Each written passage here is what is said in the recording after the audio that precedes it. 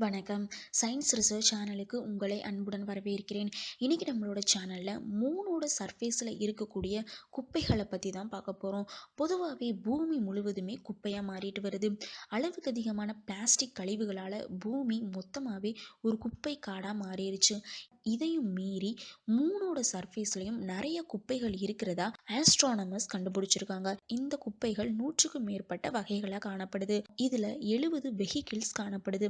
அது மட்டும் இல்லாமல் 5 American flag, 12 pair of boots, 96 pack of extra wastage காணப்படுது. இதெல்லாம் மீறி மொத்தம் 40,000 பவுண்ட் கழிவுகள் மூணில் காணப்படுது.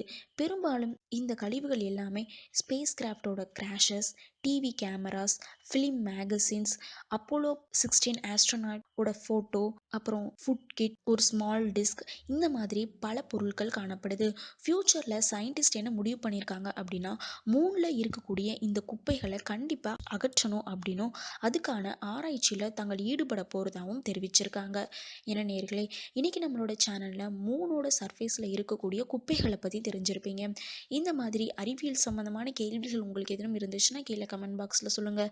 மேலும் சயின்ஸ் சம்மந்தமாக இன்னும் நிறைய தகவல்களை தெரிஞ்சுக்கிறதுக்கு எங்கள் சேனலை சப்ஸ்கிரைப் பண்ணுங்கள். நன்றி, வணக்கம்.